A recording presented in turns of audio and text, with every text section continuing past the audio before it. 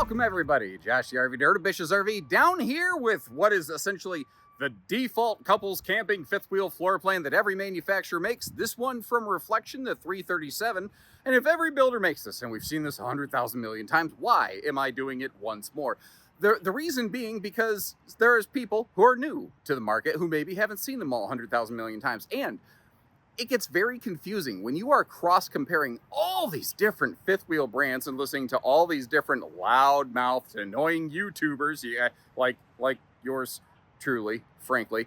It gets very confusing, like which one of these is, quote, the best one. Well, they're all cool for different reasons. And when you can isolate the floor plan, when they all have essentially the same layout, and you can focus on just the features, it makes it really easier to identify which brand you might want to go with. So what's Reflection doing? Obviously a fully facelifted exterior, and actually I've been told it's on its way to like the nose cap might be updating. Of course, auto leveling, 0 to 100 degree rated, great Goodyear tire and suspension package combo, towing receiver hitch on the back, 370 watt solar package with the ability to double that, go to 720.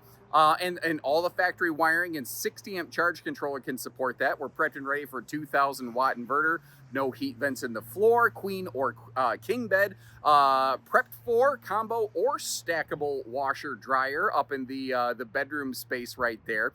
And it's a good size if you're going to stay a while, but it's also just the right size. There's something magical about this size. You get a 3/4 ton, a 1 ton pickup.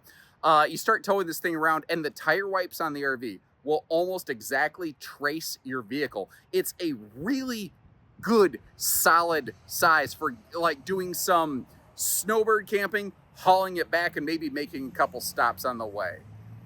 So maybe you've seen a bunch of other things like this. Maybe you haven't. You know, I'm going to cover as much as I can on this to give you a general idea, assuming you maybe haven't seen a bunch of other things that are out there in the industry, to help you kind of understand what makes this one tick versus all the others. The color palette is one of those things. I like the lighter color palette that we're looking at here. Some people don't. Some people prefer the darker, warmer brown. Some people prefer that washed out white kind of farmhouse look. There's kind of this executive gray kind of decor really sort of taking hold through the RV industry right now. You know, there's sometimes, like, if you're like, man, I don't know, I kind of like all three of these things. Like if you're shopping different RV brands and floor plans and whatnot, you can sort of just let the decor and or the price tag help lead the way. But in the meantime, what we're looking at here, we've obviously got that pivoting smart TV. I prefer, personally, a pivoting television over a power televator. Power televators have certain applications in which they're really awesome. They can make certain things happen very cool. But I like, in this floor plan, a pivoting TV because it can help maximize storage while simultaneously improving potential viewing angles. There's also a bunch of little details on this one. Like, they've maintained that classic storage over the sofa right here. A lot of brands have gotten away from that and gone to maximized windows. Let me ask you real quick, if you're willing to share, what do you think is the correct way to go here? Bigger windows or keep that storage cabinet? I don't know. Let me know. There's also little things like this right here. The little now you see me, now you don't kind of, armrest flip up, flip back, down, whatever console there. I like that. I like the fact that I can either, have a little bit of extra hip, elbow, shoulder room. And my wife loves the fact that she can put a hard divider between us because I tend to be smothery. I bet you can't even imagine that. But yeah, no, that's definitely something that I'm guilty of. Maximize campsite windows for the most part. Again, other than that one storage cabinet is sort of one of the focuses here, or foci, as I think it would be more properly determined or uttered. God, I can't even speak. I'm trying way too hard, I guess. I don't know. It's very hot, and I think I'm getting a little dehydrated. Plus, I'm not that smart to begin with. Notice how the countertop, it's all solid surface here in the kitchen, and they radius those edges very nicely so that if you're clumsy like me, you don't end up jabbing yourself in the hips, which is nice. The base of the island is also steel. It's like a powder coated kind of steel sort of arrangement, or galvanized steel, I think is technically what it is. So if you happen to get like a Swiffer or something wet in that area, it doesn't soak into the island base, because you figure the island with the sink right there is a water centric space. and water is essentially one of the biggest enemies of this RV. So anything they do there helps.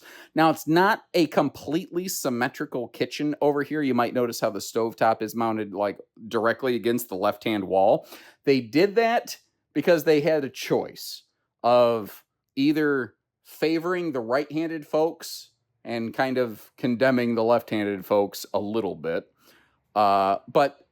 or having really small drawers and very awkward storage on either side. So this allowed them to give you a good chunk of counter space with good drawer space and easy reach power outlets in the available area right here. It's not convection, but that is a residential size microwave, which is kind of nice. That's also a larger 16 cubic foot, 12 volt compressor fridge.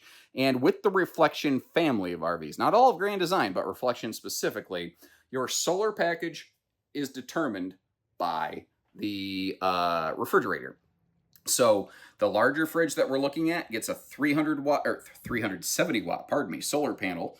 The smaller 12 volt fridges that they'll use on certain models gets a 200 watt solar package. They both have the same 60 amp MPPT high efficiency charge controller and the gauge of wiring that will allow you to max out that charge controller, essentially going up to about 720 watts, give or take. So they both have a very, solid base package, but you can get bigger from there. This is also something I have become a very big fan of. I really like these pivoting sort of campside overlook dining desk arrangements right here. These things work for me. But if you do prefer a more traditional couples dining arrangement, one of the other things that I like is that pivoting tabletop is also a no knee knocker. I don't know if you noticed, but there are also some power outlets down there between the bracket mount of the table. But that kind of floating ottoman footrest that we saw in front of the sofa can also allow this to kind of convert back over into what I call the Frankenbench. It's kind of it's Schrodinger's dinette. It's both a booth and not a booth at the same time. And for some reason, sometimes I like to call it the Judi Dench Benchy Bench. Not that I expect that to make any sense. I just think it's funny the way that it sounds. Taking a look through all the storage space here, I really appreciate it when manufacturers make the cabinet doors defy gravity like this. That's all pocket-screwed lumber core cabinetry, by the way. You can see hidden hinges, magnetic holdbacks, just a good, sleek, clean look all the way through, effectively. Now, again, that TV can pivot around, as you saw earlier. So if you want to sit on the rear sofa and, lounge and enjoy some TV, you can do that. If you want to if you have some guests over, or if one of you wants to sit on the sofa and one of you wants to be in the theater seat and you both kick your legs up or whatever, you have the opportunity to do all those things. Now, this little guest sleeper is skirted on both sides by some power outlets down by the floor, which I don't love the location, but it's because it has storage above. So I guess you gotta give one to sort of get the other, Everything is really a push and a pull. Little sneak peek at the blackout window shades there on that window overlooking the dining area. Now, the pantry over here does have motion-activated lighting, and if you notice, these shelves have a pretty aggressive, probably 1.5 inch kind of lip on them to help keep stuff in place, while you're bouncing down the road, effectively. The drawer space in this is also, I'm just going to say, essentially maximized. That's a larger oven as well. That's something I forget about Reflections. There's a lot of RV brands out there that have the little 16-inch Easy Bake ovens, and they are using not the size of like a Solitude oven, not a full-size mega oven or anything like that, but not the smallest. That's the thing. This is that in-betweener. This is that step before you go full on, I'm going to go broke, luxury level fifth wheel, but still with the nice critical daily use things. The thing is, we've really only kind of started to scratch the storage surface here. Pardon all the packaging material I stuffed into that top drawer. That's on me. That's not on them. In case you're curious, I always forget to kind of showcase this. Your fuse box is located, it's hidden behind this door, but it's directly across from the entry door. So if you are traveling and the slides are closed, or the RV's been in storage and you pop a fuse, you can reach that stuff. By the way, you see that on the left side of that solid surface counter, there's that little black knob sitting there. That is your travel lock for your refrigerator. If you don't have that screwed in place, your refrigerator doors could kind of swing open in transit, which I believe this refrigerator is going to be transit accessible. I'll double check that in road mode in a few minutes here. But a lot of dealerships, when the RV's out for display, they'll take those knobs and hide them away. And then sometimes those knobs get lost. You don't want to leave your dealership, whether it's Bish's RV or not, any place, without making sure that knob's in place. Little handy silverware, extra utensil drawer here on top of the utensil. It's utensilception. I don't know. I feel like there's something there. I'll work that out on my own time. Uception instead of inception. Crap. I don't know. There's got to be an answer. I would say under the sink is an awesome place for a wastebasket, but that's basically just going to be some really nice pots and pans space. Because as you can see over here, you have a double trash can set up along with an extra drawer over there. So they have given you, how many? 1, 2, 3, 4, 5, 6, 7, 8, 9, 10, 11, like 11, 12 really functional big drawers in this thing. And before I forget, because I have a bad habit of doing that, your control panel is kind of hidden back here. And also, before I forget, because it's easy to miss, you do have some power outlets. They're white on white. They're right above the countertop level right there. Kind of easy to overlook those because of the coloration, but I actually appreciate when I'm using the RV how essentially hidden they are, The bathroom here, again, this floor plan is a very standard floor plan, but I think that they have executed it pretty well overall. This, as far as I know, is the most popular of the large full reflection series. So a true pocket privacy door over here, some very, very fluffy, friendly space around that toilet as well. And then when we go up here, they have crazy deep linen storage in that cabinet. I actually threw the flashlight on with my phone in the back of one of those to kind of give you the idea. And on that little zoom in bonus footage, I didn't even go all the way up to show you this top pocket up here. So there's plenty of storage. The headroom in the shower space is also, I think, pretty great. Reflection's very good about that. And as far as I know, they were also the first to rethink the RV skylight. So instead of having a giant hole in the roof to let the skylight through, they left it fully closed off, which means there's no leak points above the shower like there are with most RVs. Instead, they just add a light there. And they add that little ceiling tray in case you're even taller than me. Now, I don't usually open a lot of storage when I'm right up close and personal like this, so I won't. Because why start now? I'm a little inconsistent on that kind of stuff. Sometimes I do, sometimes I don't. Typically, I don't. Quick note, when we left the kitchen, moved up to the bathroom, we have gone over to thermal foil countertops. Folks have asked me to try to call that stuff out more often. And if you don't like that type of countertop, that's okay. Do me a favor. If that was useful information, leave me a little note that says like, hey, thanks, nerd. I'll do whatever you ask me to do on these videos within reason, of course. I'm probably not going to go the full Monty, as it were, but yeah, you get the idea. Now, obviously, big front closet. You saw the motion lighting in there. We are prepped and ready for a combo or stackable washer dryer, or you just have a bunch of extra closet and or dresser storage space, in addition to your more standard 6-drawer dresser straight across from the bed right here. The TV setup on this one's a little bit interesting, actually. I'm going to get this door out of the way. You might notice on the wall right there, it says TV backer location. It's an odd location. It brings the TV down where it's easier to view. My fear is it might kind of conflict a little bit with that cabinet door. So you're going to want to not just fling the door open, basically. And it occurs to me, I haven't yet actually just given you a normal look at the bedroom. We've only seen all the storage so far. Quick note here. We are looking at the king bed upgrade today, the 70 by 80 RV king bed. If you stick with the 60 by 80 queen, you'll gain some more space to walk around the bed. You'll also gain an extra side stand in the bed slide over there, which can be kind of handy for some folks. One of the other things that works out pretty well in this floor plan is the travel accessibility and function of it. And one of the factors helping us there is that with this being a slim rack slide system, To my knowledge, it means that as long as you're not stupid about it, you could use the bed slide while it's closed. Not every bed slide allows you to do that. And with the hallway over here on the door side, it means the bedroom and bathroom, technically known as nap and crap accessibility, is pretty much on point.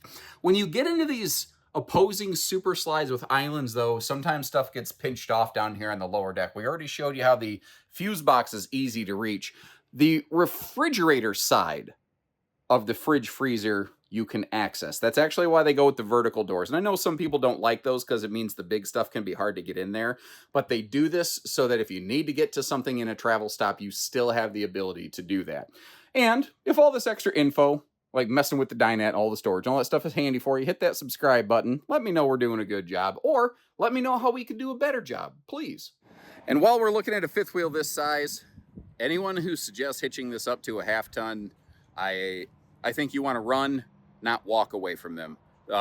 You want a solid 3/4 and up, because by the time you load cargo, throw a hitch in the bed and load a couple people into the truck, you're going to have some extra weight there on top of the hitch weight on this that you need to budget against your truck's payload rating. So I know I talk a lot about this stuff in like every video, but I'm going to keep doing it until that knowledge seems to translate its way through the market more consistently. What do we want to hit on? How about the overall look? What do you think of the updated look on this? I like all the lines. It looks like it's moving when it's sitting still. I like the fusion lighting up on the nose there on the kind of trim on the edges of the cap. I've been advised the cap might change. So again, keep in mind, we're kind of looking at like early 26 footage here. Now, some people will ask, this is a question I ask actually. There's 3 different reflections. They're all made for different purposes. The reason I zoomed in on that pin box will become apparent in a minute. So there's the Reflection 100 series, which is made for affordability. It doesn't have all the fancy stuff. There's the Reflection 150 series, which is made for mobility, for towing and going. It has an upgraded pin box and like the touring coil pin box and suspension both. Then there's the full Reflection. This is made for live-ability. This is made with the idea of being a decent experience getting there, but not on the road all the time. Now, if you wanted to do that, it does have the MORryde shock dampening suspension package. It has Goodyear radials, has anti-lock braking and electronic anti-sway. It's not that this is incapable of towing. It's not what it's completely ideally tuned for. Now, really all you have to do, I think, is if you wanted to, you could swap out the factory pin box for a Helix pin box system and have a little bit smoother, better ride and handling. And I think that you could do about anything you wanted to do with this RV, short of rock crawling off-road, you know? I do like the size of that pass-through. That is huge. And if you're going to bring a grill or a griddle or something with you, they give you the perfect spot for it, right about there. Now, underneath, you won't see much, but she's enclosed, forced air heated, radiant barrier, holding tank heat pads, and let me see if I can give you a good angle on it. We've got, there you go, the little 4-legged furry friend drunken uncle leash latch contained very nicely under the front power awning. And then we have a second awning over here on the face of the slide with all kinds of window coverage right where I think you want it, putting the windows on the camp side of the RV instead of the driver's side, where the only people you really get to look at are the neighbors. Now on the back here, we've got that ladder to get you up to that fully walkable roof. It does have a 370 watt factory solar panel. You can double that and get full charge. They run the wiring, a 60 amp controller. You could go up to 720 watts real easy before you have to start doing some aftermarket modifications and rewiring stuff. You've also got a 3,000 pound towing receiver hitch on the back. And then just in front of that, if you look underneath, you'll see the sewer hose handy helper tube, as I've been calling it lately. For some reason, I guess Mickey Mouse Clubhouse things are getting stuck in my head. It's a secret mouse tool that'll help you later, goof. This model also, because your kitchen and bathroom are adjacent to one another on the inside, they can get away with doing a single sewer outlet, which is kind of useful. 60,000 BTU on-demand water heater, of course, enclosed heated docking center. And I like how they split this door. It makes it a lot easier to access that space. Now, our lower deck slides are electric rack and pinion. Our upper deck slide is a slim rack system. If I'm not mistaken, now I don't know Grand Design's official internal policy on this in terms of warranty statuses, so please verify. Trust but verify. If you want to use that bed while the slide's closed, to my knowledge, you can. You can't jump on it like a trampoline, but you can use the bed like a bed and be okay. Now I'm going to leave you a handful of links in the video description. First will be to double check our website to see where we have one of these parked if you want to see one in person, because I can show you all the video footage you can imagine, but until you actually get in it, it's like trying on a pair of pants in a dressing room. Consider our dealership your dressing room and try them on for size. We are only able to publish MSRP typically on these. We don't sell for full-blown stupid MSRP. We also don't charge you hidden dealer fees at Bish's RV, but we're not actually able to publish that on our website. It's annoying. Nor, if you ask me in the comment section, well, how much is this? I'm not allowed to tell you in accordance with their policies. So I hate that, but it sounds like BS I'm making up, but you're welcome to verify if you want to, or don't believe me, whatever works for you. But also, I'll leave you some links to some other builders, whether it's Cougar, Eagle, Brinkley, somebody else who makes a layout like this. There's lots of good builders of this kind of floor plan.